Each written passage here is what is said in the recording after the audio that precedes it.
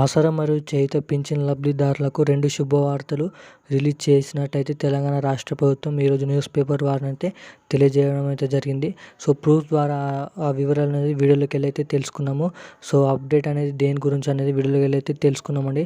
So దానికంటే ముందు మన ఛానల్ ఎవరైనా మొదటిసారిగా చూస్తున్నారంటే ఖచ్చితంగా ఛానల్ అయితే సబ్స్క్రైబ్ చేసుకొని పక్కన ఉన్న బెల్ ఐకాన్ కూడా ఆన్లో పెట్టుకోండి. సో అప్పుడే మరిన్ని లేటెస్ట్ అప్డేట్స్ అనేది వీడియో రూపం ద్వారా నోటిఫికేషన్ రూపం ద్వారా మీ ముందుకైతే ఉంటుంది. సో ఇటువంటి అప్డేట్స్ అనేది మిస్ కావడం అయితే జరగదు. సో తెలంగాణ రాష్ట్ర వ్యాప్తంగా ఆసరా మరియు చేయూత పింఛన్దారు ఎవరైతే ఉన్నారో సో వారైతే కొత్త పింఛన్ల కోసం చాలామంది వేచి చూస్తున్నారైతే చెప్పడం అయితే జరిగింది.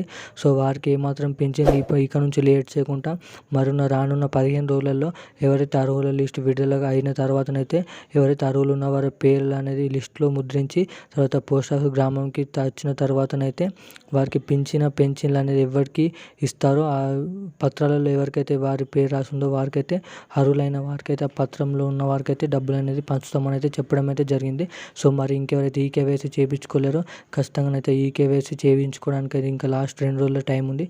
సో వారు కూడా ఈకేవైసీ చేయించుకొని మీ పింఛన్ బుక్ కూడా అప్డేట్ చేసుకొని కాంగ్రెస్ ఇస్తున్న పింఛన్ బుక్ని అయితే తీసుకొని సో తెలంగాణ ఇంతకుముందు ఇచ్చిన పింఛన్ బుక్ని అయితే పక్కకు పెట్టి కొత్త ఇస్తున్న కాంగ్రెస్ పింఛన్ బుక్ అయితే తీసుకొని మీరైతే పింఛన్లకి అయితే అర్హులు కావడానికైతే అప్పుడైతే అర్హులైతే అవడానికైతే ఛాన్స్ ఉంటుందని అయితే చెప్పడం అయితే జరిగింది.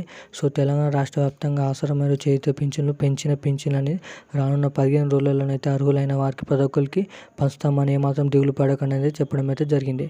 సో ఇప్పుడున్న అప్డేట్ అయితే ఇది. Thank you guys.